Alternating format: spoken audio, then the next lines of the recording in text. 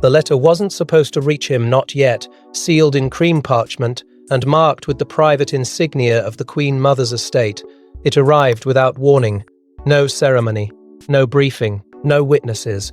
And when Prince William broke that seal, what he read didn't just shock him, it rewrote the unspoken rules of succession, because buried inside that document was a decision that bypassed an entire generation, including his own father. Before we go deeper into what this really means for the royal family, make sure to subscribe so you don't miss a single update. It came quietly, almost deceptively so, not through the official channels that usually filter every royal communication, not via a senior aide, nor through the desk of the king's private secretary. It arrived directly to William, personally addressed, legally binding, and unmistakably deliberate. That alone was enough to unsettle the delicate machinery of palace protocol. In a family where hierarchy is sacred and timing is calculated down to the second, nothing moves without intention. And yet this document moved past every expected hand and landed squarely in the grasp of a future king who had not asked for it. As William unfolded the parchment and scanned the carefully worded clauses, the gravity of the revelation began to settle in. He was named sole executor of the Queen Mother's hidden estate trust, not co-executor, not provisional overseer, sole authority. The language was precise, unwavering, impossible to misinterpret. This was not a ceremonial appointment designed for sentiment. It was power structured, sanctioned, and sealed long before this moment. The realization tightened around him like a silent vice, because to accept this role was to accept the implication behind it. Someone else had been intentionally excluded. Shock came first, then disbelief, then something far more complicated. Why him? Why now? Why bypass his own father, the reigning monarch, and the entire parent generation who stood between past and future? The Queen Mother had never been careless. Every move she made throughout her lifetime carried calculation beneath charm. If she had signed this directive, she had done so with clarity and conviction, which meant this wasn't a last-minute impulse, it was a message. Whispers of long-standing tensions suddenly felt less like rumor and more like warning signs. The royal inner circle had always been layered with alliances, old loyalties, quiet disagreements about the direction of the crown. The Queen Mother had witnessed eras of triumph and fracture. She had seen crises reshape public trust. She understood instability before others sensed it forming. And perhaps in naming William Executor, she was responding to something only she fully recognized. Because this estate was not merely about properties, jewels, or accounts tucked behind legal structures. An executor holds discretion, access, authority over decisions that can influence narrative, legacy, and reputation. In the right hands, it safeguards tradition. In the wrong hands, it reshapes history. By placing that authority in William's control, she wasn't just distributing responsibility, she was signaling confidence in his judgment over those who technically outranked him. That was the first tremor beneath the surface, the quiet acknowledgement that this was strategic power, not inheritance, a deliberate generational pivot wrapped in the language of estate law. And as William sat with the weight of what had just unfolded, he understood that this document did not simply connect him to the past. It positioned him squarely in the middle of a future conflict that had been brewing long before he ever knew it existed. But the question wasn't just why William, it was why now, and what the Queen Mother had foreseen decades before this moment. For decades, the Queen Mother had been underestimated, dismissed as ceremonial, charming, ornamental. But behind closed doors, she was something else entirely: strategic, observant, patient, and those who truly knew her understood one truth: she never made impulsive decisions. If she named William Executor, it wasn't sentiment, it was foresight. And the deeper we look into her final years, the more it becomes clear this was always her plan. Publicly, she wore warmth like armor. She smiled through crises, steadied the monarchy through storms, and allowed others to assume she was simply a comforting relic of a fading era. But influence does not always roar. Sometimes it whispers. Those within the inner circle knew she listened far more than she spoke. She watched alliances shift. She noted who sought attention and who avoided it. She studied character in moments of pressure. And in William, she saw something she believed the future would demand: restraint paired with resolve. Their relationship was never loud or theatrical. It was deliberate and private. While others focused on titles and optics, she invested in conversations, long discussions about duty, about endurance, about what it truly means to hold the crown when the world questions its relevance. William was still young, still shaping his public identity, yet she treated him not as a child of the institution, but as its future custodian. That distinction mattered. It planted something inside him long before he realized he was being prepared. In her later years, there were murmurs, quiet references to meetings that never appeared on official schedules, conversations framed around future stability. It was a phrase repeated carefully, almost coded. Stability from what? Stability against whom? Those words linger now with heavier meaning, because the Queen Mother had lived through abdication, war, scandal, and public distrust. She understood how quickly confidence could erode when leadership fractured from within, and perhaps, as she observed the dynamics unfolding in the so-called parent generation, she sensed cracks forming beneath the polished surface. Hierarchy has always defined royal structure, bloodline, age, precedence. But legacy, true legacy, is about continuity of values. The Queen Mother had always believed the monarchy survived, not because of tradition alone, but because someone protected its moral center when turbulence threatened to pull it apart. Naming William Executor was not an insult to those who stood between generations. It was a calculated pivot, a choice to prioritize preservation over protocol. There were subtle tensions she could not ignore, differences in approach, disagreements about modernization, questions about public trust. She may never have voiced them openly, but she felt their presence, and if she believed those tensions might one day endanger unity, then appointing William was not favoritism, it was insulation, a buffer placed carefully between past and future, because an executor does more than distribute assets. An executor controls timing, interpretation, access.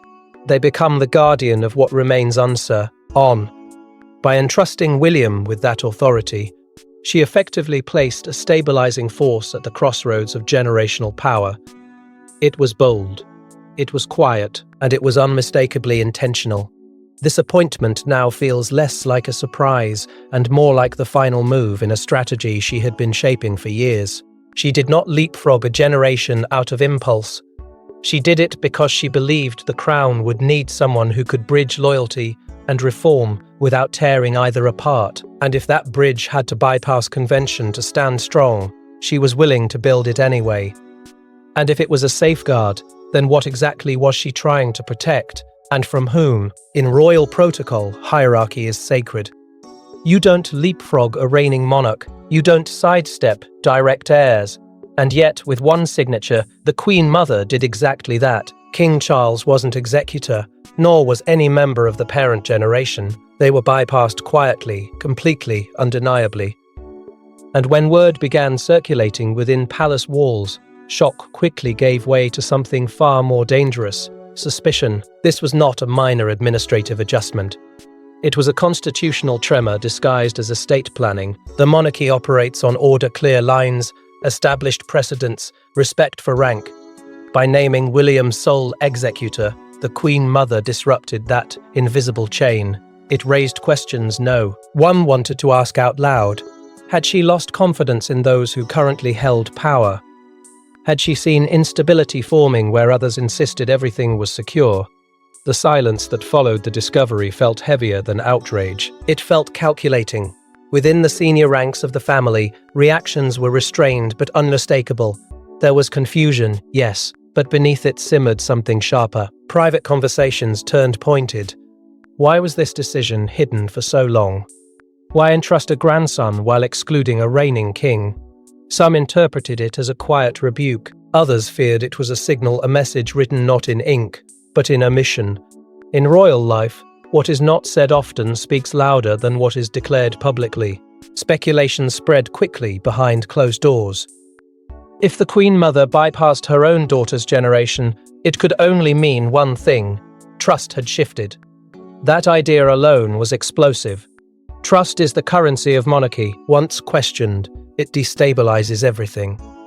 And now, even without a public announcement, the balance of confidence inside the institution had tilted. William did not ask for this shift, but he stood at its center. The emotional tension between father and son deepened in ways no statement could soothe. Charles remained sovereign. His authority was unquestioned in law, yet this appointment suggested that in one critical area control over the Queen Mother's final legacy, he was not the chosen guardian.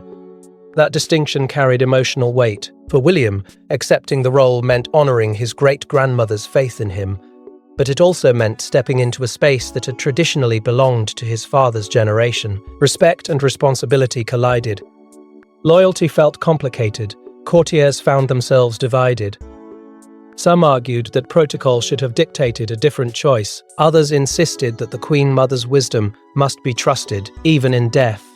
The institution thrives on unity, but unity becomes fragile when interpretation fractures. Was this an endorsement of the future over the present, or was it a protective maneuver designed to shield the crown from something still unseen? And then came the quiet realization that chilled even the most seasoned advisors. An estate of this magnitude likely held more than assets. Executors do not simply count valuables. They interpret clauses, they release letters, they decide timing. If private directives were embedded within those documents, personal reflections, strategic instructions, even warnings, William now held exclusive authority over them. That meant the true power of this appointment might not lie in what was inherited, but in what could be revealed. The bypass was no longer just symbolic. It was structural. It suggested that the Queen Mother's final act was not about wealth, but about influence, about ensuring that certain truths, if they existed, would be handled by someone she believed could carry both discretion and courage. Because what lay inside the Queen Mother's estate wasn't just property, it was influence, leverage, and a final word. The public believed the Queen Mother's wealth had long been accounted for, jewels catalogued, properties documented, art archived, but whispers inside royal finance circles told a different story, a shadow portfolio, private land agreements, confidential letters sealed under executor authority. If William now controlled access to these hidden layers, then he wasn't just overseeing inheritance, he was unlocking secrets that others had never been allowed to see. For years, the official narrative had been tidy, estates settled, collections itemized, debts resolved. The monarchy projected transparency where it mattered most, yet beneath that polished surface, there were murmurs of assets that never entered public inventory, discreet trusts established quietly, artworks acquired through intermediaries, parcels of land held under complex legal frameworks designed for privacy rather than publicity. None of it illegal, none of it reckless, but carefully positioned beyond casual scrutiny. And now, by the authority of a single signature, William held the keys. It wasn't simply a matter of elf, it was control over interpretation. Executors determine when and how certain materials are disclosed.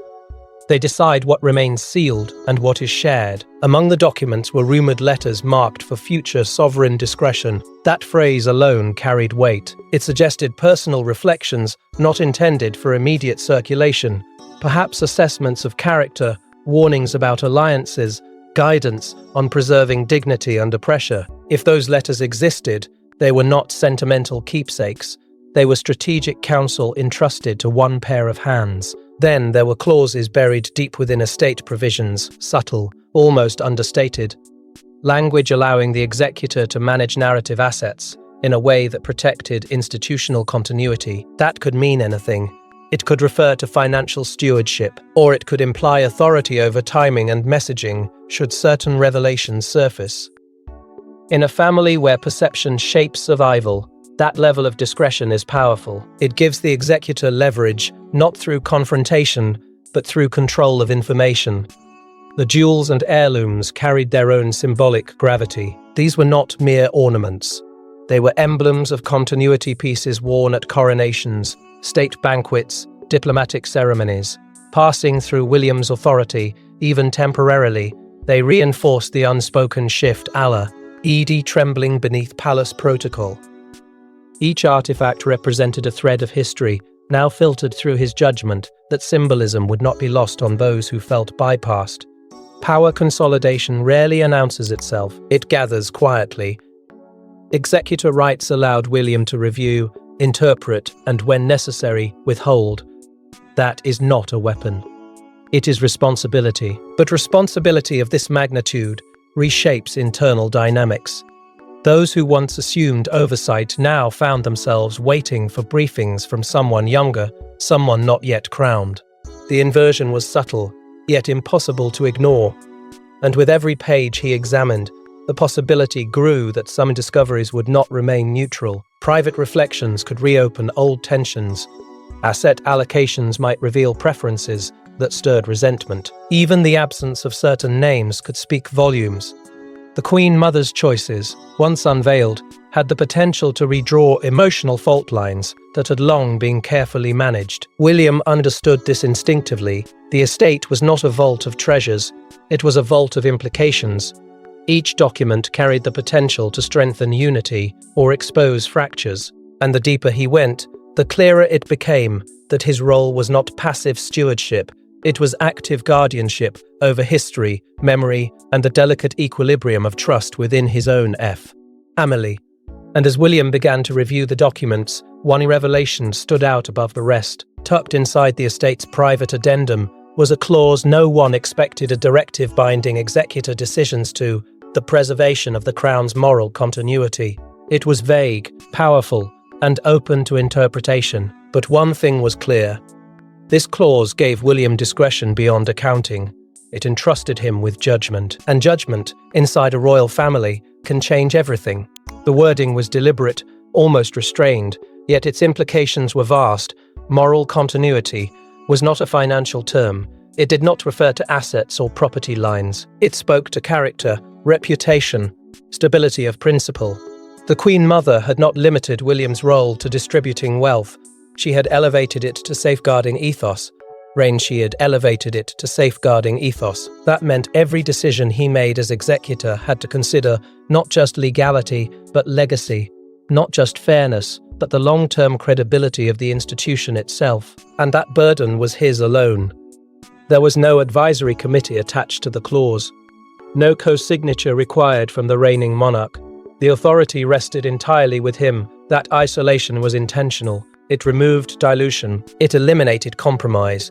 It forced him to weigh each action against a standard that was not written in statute, but etched into expectation. The Queen Mother had effective. Eli asked him to define what the Crown stood for when circumstances grew complicated. Was it a test? The thought lingered. Perhaps she had always measured him quietly, observing how he handled pressure, how he balanced duty with empathy. This clause felt less like a gift and more like a proving ground. A silent challenge issued from beyond the grave. Uphold the spirit of the monarchy, even when it costs you comfort, especially when it costs you comfort. There was another layer beneath it. Reputational risk. The Queen Mother had witnessed scandals that threatened public faith. She knew how swiftly perception could shift from admiration to doubt. By empowering William with moral discretion, she may have been anticipating storms ahead, moments when internal disagreements or external scrutiny would test the Crown's image. In those moments, the executor's judgment could determine whether issues were contained quietly or allowed to fracture trust further. Yet continuity itself is a contested word. For the older generation, continuity often meant preservation of tradition, maintaining structure as it always had been. For William's generation, continuity might mean adapting without losing identity. That generational divide is subtle but significant. The Queen Mother's clause forced that debate into his hands. Would he interpret continuity as protection of established authority, or as evolution guided by principle? The emotional weight settled heavily. Loyalty to his father, respect for hierarchy, commitment to family unity, all of it stood on one side. On the other side stood responsibility to something larger, the institution that existed beyond any single reign. If exercising his discretion meant challenging decisions made by those above him in rank, could he do it? If protecting moral continuity required transparency that embarrassed certain figures, would he allow it? Very line he reread tightened the knot of responsibility. The clause did not instruct him to confront anyone. It did not demand action. but it prepared him for it. It implied that moments of conflict were not hypothetical, they were inevitable, and when they arrived, neutrality would not be an option. Because exercising that discretion would mean confronting the very generation that had been bypassed. Behind palace doors, the conversation was inevitable. A father, a son, and a document that shifted unspoken power between them. No public statement was made, no formal challenge announced, but insiders whispered of a meeting thick with silence. Because while King Charles remained sovereign, the Queen Mother had placed something in William's hands that even a king could not override. The air between them was not hostile, but it was heavy. This was not about titles. It was about trust. Charles H. had spent a lifetime preparing for leadership, enduring scrutiny, waiting through decades of anticipation. Now, in the quiet aftermath of the Queen Mother's directive, a different kind of anticipation emerged, one neither of them had planned for. William held executor authority that intersected with legacy, narrative, and discretion, authority that did not answer upward. Emotion moved carefully through the room. Charles was measured, composed, yet undeniably aware of what this meant. Being bypassed was not merely procedural, it carried implication. It suggested that someone he revered had chosen to place moral guardianship in the hands of his son. That decision could not be undone. It could only be interpreted, and interpretation is where tension grows. William understood the sensitivity of the moment. He had never sought to undermine his father. Loyalty to him was instinctive, woven into his sense of duty. Yet the Queen Mother's words were binding. He could not diminish the responsibility she had assigned him without dishonoring her intent. So he walked a narrow line, reassuring his father of respect while making it clear that he would fulfill the role exactly as entrusted. It was diplomacy at its most personal. Optically, the generational balance had shifted. Courtiers noticed it. Advisors felt it. The symbolism was unmistakable. The crown remained on Charles's head, but a layer of legacy oversight now rested with William. That nuance was delicate, yet powerful. It suggested continuity moving forward, even as the present held firm. For some, it inspired confidence. For others, it stirred unease. Their private exchange was not about confrontation. It was about clarification. Charles wanted to understand the spirit behind the appointment. William wanted to affirm that his intention was not to wield influence, but to protect stability. Yet beneath those measured words lingered a psychological weight that neither could ignore. Being chosen over one's own parent creates a fracture of emotion that is difficult to articulate. It is pride, intertwined with guilt, validation mixed with discomfort. William felt it deeply. The Queen Mother's confidence in him was a profound honor. But it also positioned him in subtle opposition to the generation that had guided him. Every decision he would make as executor could be scrutinized not only for its outcome, but for its implication. Would it appear as correction, as endorsement, as quiet dissent? As quiet dissent, the stakes extended beyond assets into perception of unity. And for Charles, the shift required restraint. True leadership often demands acceptance of choices that are not yours to control. He could challenge nothing. The clause was clear. The authority was legal. The decision final. The only path forward was trust in his end's judgment and in the Queen Mother's foresight. This moment, intimate and restrained, carried a resonance that extended beyond father and son. It marked a subtle recalibration within the monarchy itself, a recognition that the future was not merely approaching, it was being positioned. The estate was not just a legal responsibility, it was a signal of transition, a bridge between eras that would inevitably redefine internal dynamics. Yet the estate wasn't the endgame, it was the opening move of something much larger. What if this wasn't about inheritance at all? What if it was about succession in spirit?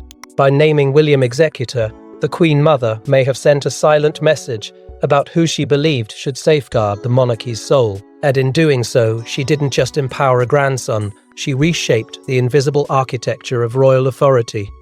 The role of executor, on paper, is administrative, but in this context it became symbolic endorsement. It suggested confidence not just in William's competence, but in his character. In a family where every gesture is dissected and every appointment carries layered meaning, this choice felt deliberate. The Queen Mother could have preserved tradition. She could have honoured hierarchy. Instead, she elevated the future over the present. That was not rebellion, it was vision.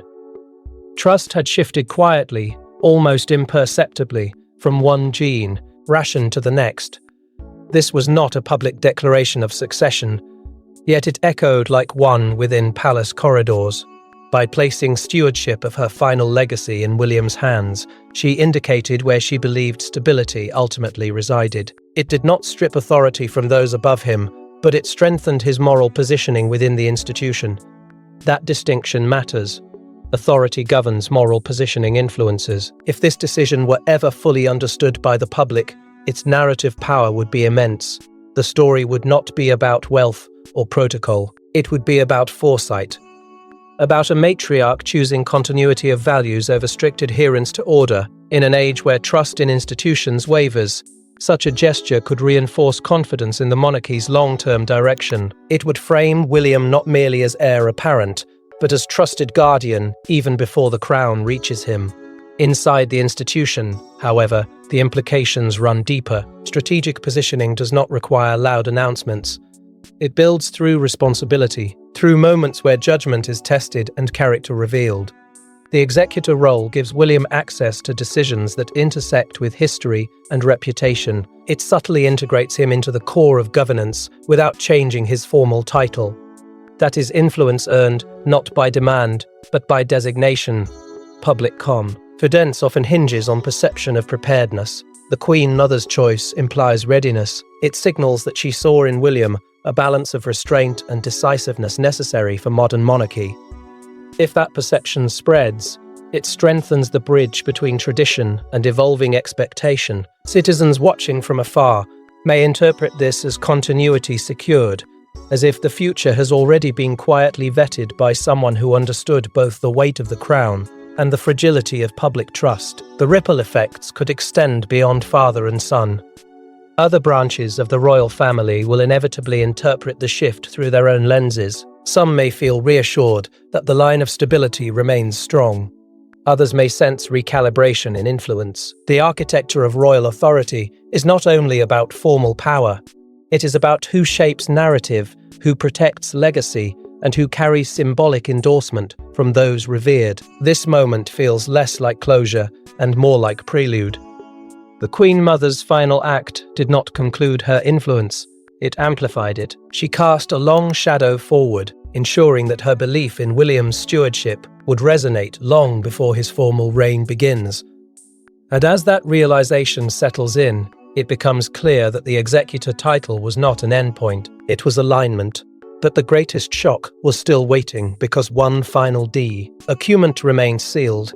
At the bottom of the estate inventory, beneath layers of formal language and financial summaries, lay a final directive addressed only to the executor. It wasn't a bequest. It wasn't a transfer of assets. It was a statement of intent, a personal declaration from the Queen Mother herself, outlining her fears, her hopes, and her vision for the monarchy's survival. And it changed everything William thought he knew. The tone of the document was unlike the structured clauses that preceded it. It was measured but deeply personal. She wrote not as a matriarch distributing legacy, but as a guardian reflecting on generations. She spoke of leadership not as entitlement, but as endurance, of the burden of perception, of how the crown survives not through ceremony alone, but through moral steadiness when storms gather unseen. Her words carried urgency without panic, clarity without accusation, yet between the lines, there were unmistakable hints, concerns about fragility within the current structure, about pressures that could fracture unity if left unchecked. She did not criticize directly, she did not name faults, but she acknowledged that each generation faces its own trials, and not all are prepared in the same way. It was subtle, yet powerful. A recognition that stability can erode from within when confidence falters. That reputation, once strained, demands decisive stewardship. In those carefully chosen phrases, William sensed what she could never state publicly, that she believed the monarchy would face moments requiring courage over comfort. Then came the affirmation, clear, unambiguous. She entrusted him with discretion because she believed he possessed balance. She described judgment as the rarest quality in leadership, knowing when to protect silence and when to confront truth. She did not instruct him what to do, she empowered him to decide. That distinction shifted everything. It meant she saw in him not just an heir, but a moral compass. Emotion surged beneath the surface as he read. The weight of her confidence pressed against his sense of duty. This was not favoritism. It was expectation. She had observed him, measured him quietly, and concluded that when faced with conflict between loyalty and legacy, he would choose wisely. That belief deepened his resolve in ways no public endorsement ever could. It bound him not just to a legal responsibility, but to a promise made across generations. In that moment, the executor ceased to be a technical role. It became guardianship, a transformation subtle yet irreversible. He was no longer simply overseeing assets, he was safeguarding ethos. Every decision tied to the estate would now echo beyond finances into history. He understood that restraint would sometimes be necessary, so willed firmness, and both would carry consequences. The realization dawned with sobering clarity. This responsibility would shape his reign long before any coronation. The Queen Mother had effectively begun preparing him for sovereignty through stewardship. She had handed him a rehearsal of leadership, quiet, complex, morally demanding. The estate was a crucible, and through it, she was forging the future she hoped would endure. There was no applause in that discovery, no celebration, only a profound understanding that he had been chosen not for convenience, but for conviction. The path ahead would not be free of tension. It might test relationships, it might challenge comfort, but it would anchor the monarchy to principles she believed were worth preserving. And with that final page, William understood that this discovery was not an accident, it was destiny unfolding by design. Thanks for watching. Please don't forget to like and subscribe, and we will see you in next one.